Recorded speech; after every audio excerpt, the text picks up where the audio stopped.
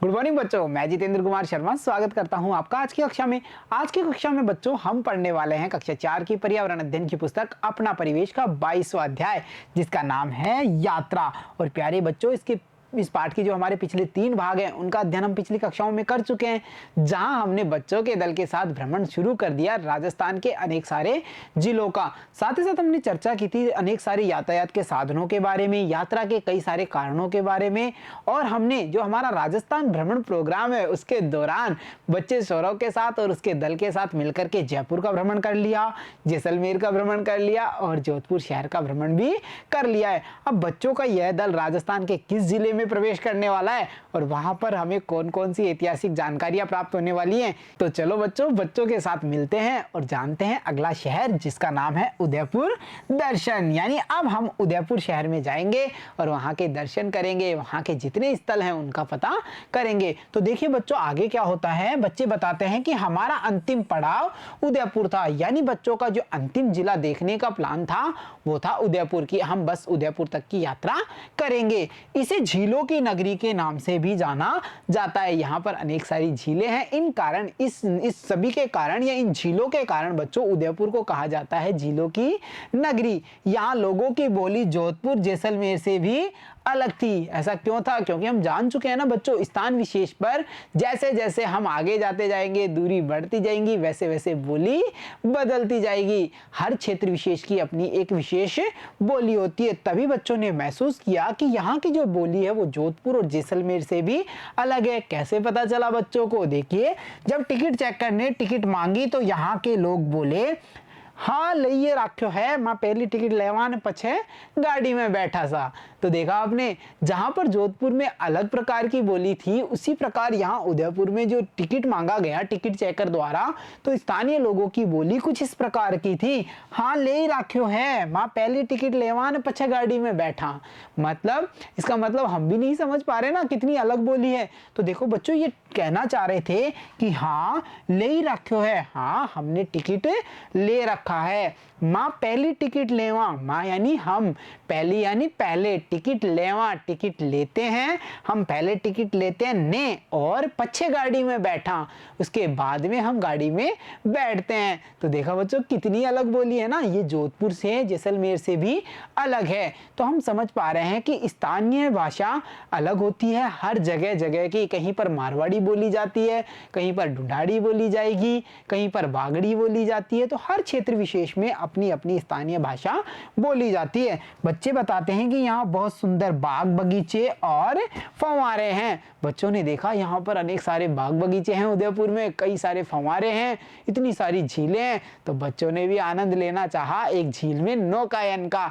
और बच्चों यहाँ पर हम देख पा रहे हैं नौका यानी कि नाव की इमेज। बच्चों ये फतेह सागर झील की इमेज है जो उदयपुर में स्थापित है, और इसी झील में बच्चों ने नौकायन का आनंद लिया है। तो हम यहाँ पर ये जान पा रहे हैं कि जो यातायात के साधन हैं, नाव, पानी में चलने वाला जहाज, ये जल मार्ग के द्वारा यात्रा करने में हमारी सहायता करते हैं। बच्चे आगे बढ़ते हैं और देखते हैं फिर वो कहाँ पहुंचते हैं। शिल्पग्राम में भारत के विभिन्न राज्यों से आए कलाकारों के हाथ से बने कशीदाकारी, चित्रकारी, नक्काशी आदि के सामान बहुत ही सुंदर थे। बच्चों का यह दल शिल्पग्राम पहुंच जाता है। बच्चों यह एक प्रकार का ग्राम है, यानी यहाँ पर जो अनेक सारे कलाकार हैं वो आते हैं, अनेक सारे व्यापारी आते हैं, अपने द्वारा बनाए गए जो कशीदाकारी, चित्रकारी, नक्काशी के सामान हैं उनकी स्टॉलें यहाँ पर लगाई जाती हैं। तो ये शिल्पग्राम कहाँ स्थित है? ये है उदयपुर में। जब बच्चे शिल्पग्राम में जाते हैं तो वहाँ क्या देखते हैं कि वहाँ पर अनेक सारे नृत्य, बहुत शानदार से नृत्य दिखाए जा रहे हैं अनेक सारे कलाकारों के द्वारा, संगीत की कई सारी प्रतियोगिताएं हो रही हैं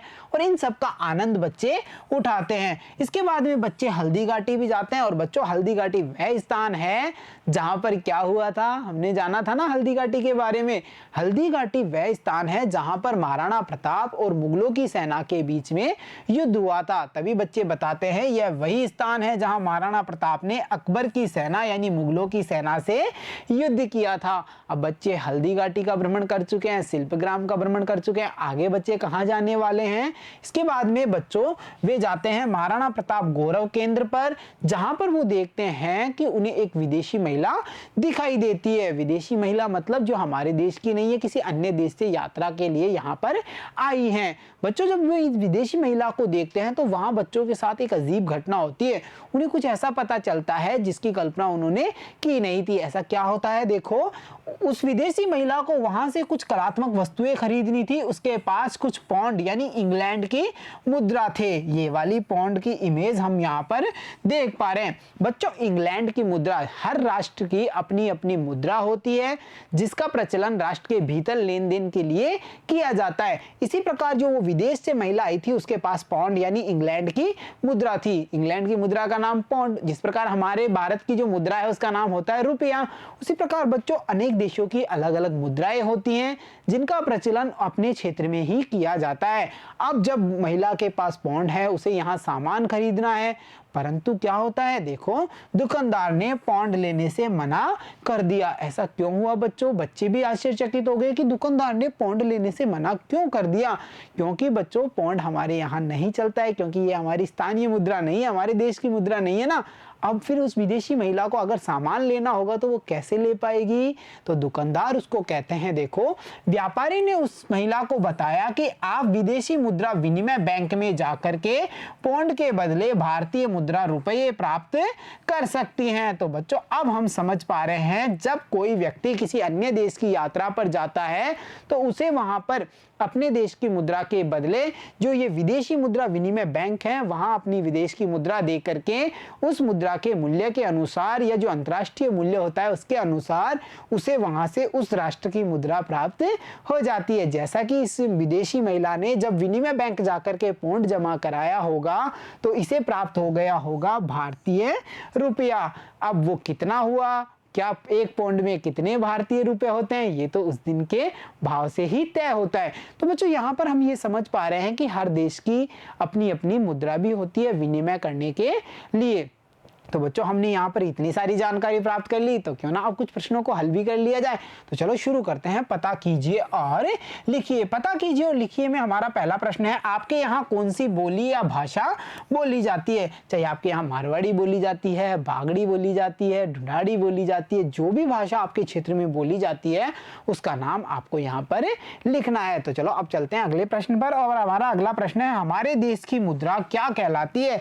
जिस प्रकार इंग्लैंड की मुद्रा पौंड है उसी प्रकार हमें बताना है कि हमारे देश की मुद्रा क्या कहलाती है। बच्चों हमारे देश की मुद्रा कहलाती है भारतीय रुपया, जो हमारे देश की मुद्रा है। तो चलो अब देखते हैं अगला प्रश्न। अब हमारा अगला प्रश्न है, अगर एक पौंड 100 रुपए के बराबर है तो बताओ 5 पौंड कितने रुपए के बराबर होगा? जाहिर सी बात है बच्चों, अगर एक पौंड बराबर है 100 रुपए तो 5 पौंड कितने होंगे? 500 रुपए। तो हम समझ पा रहे हैं, अगर विदेशी मुद्रा बैंक में हम 5 पौंड जमा करवाते हैं तो हमें कितने रुपए मिलेंगे?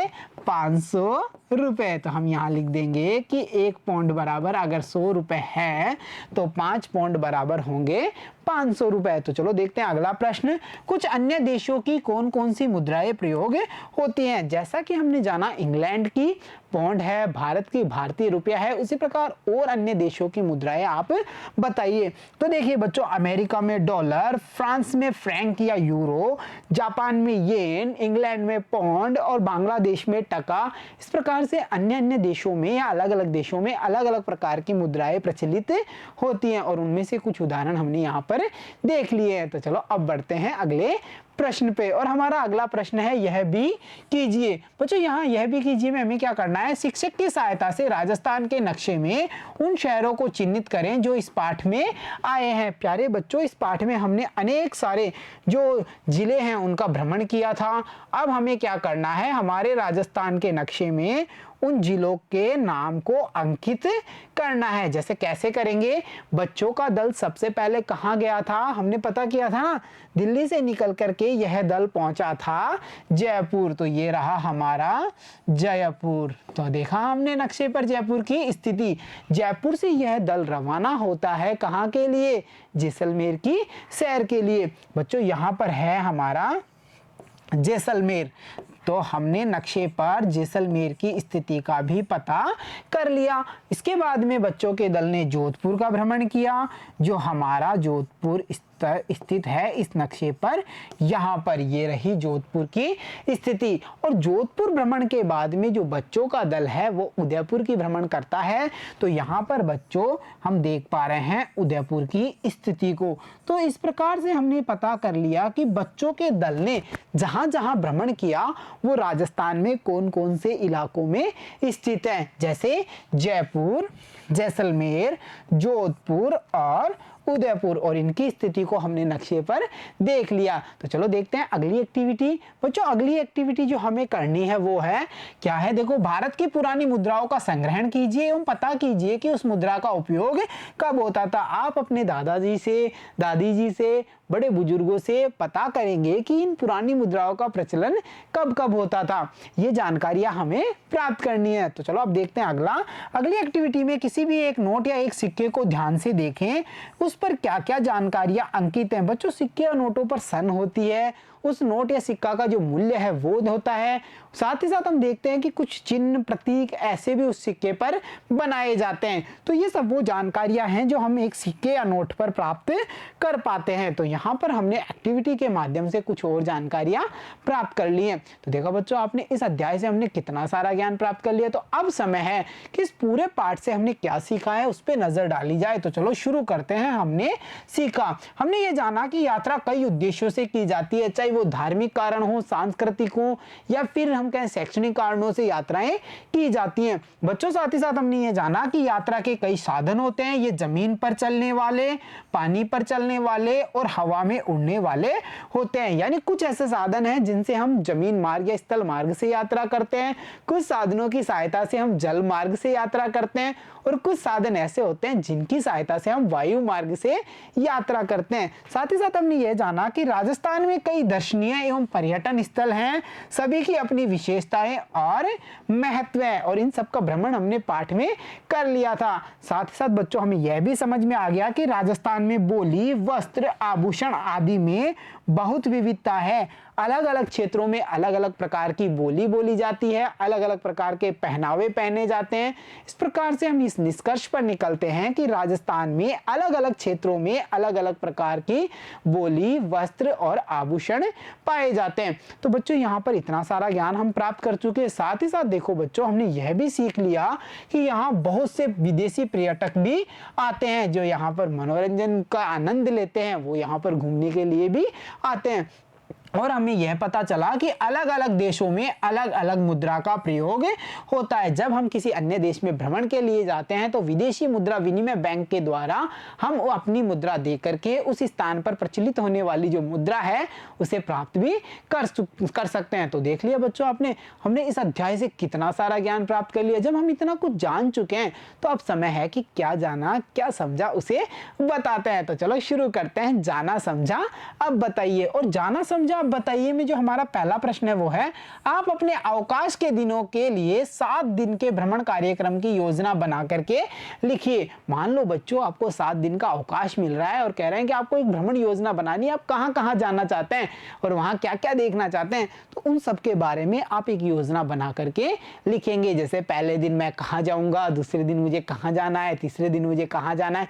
इस प्रकार से हमें 7 दिन की जो भ्रमण योजना है वो एक बनानी है और इसे आप अपनी अभ्यास पुस्तिका में बनाएंगे। तो चलो देखते हैं अगला प्रश्न। और हमारा अगला प्रश्न है, यात्रा से हमें क्या क्या सीखने को मिलता है। बच्चों यात्राओं से हमें अनेक प्रकार के अनुभव होते हैं और इन अनुभवों के आधार में हमारे ज्ञान की वृद्धि होती है। जैसे हम क्या क्या सीख सकते हैं यात्राओं से, देखो अन्य स्थानों की जो संस्कृति है उसका ज्ञान हमें होता है, दूसरे स्थान के जो लोग हैं उनसे संपर्क में आने का हमें मौका मिलता है। साथ ही साथ हमें यात्रा के विभिन्न प्रकार के जो साधन हैं उनकी भी जानकारियां प्राप्त होती हैं। तो ये सब वो लाभ हैं जो यात्रा से हमें प्राप्त होते हैं, जिनको हमने यहाँ पर जान लिया है। तो प्यारे बच्चों देखा हमने अध्याय का गहनता से अध्ययन किया और इतने सारे अभ्यास प्रश्नों को बड़ी आसानी से हल कर लिया। तो अब समय है इस पाठ से हमने क्या शिक्षा प्राप्त की।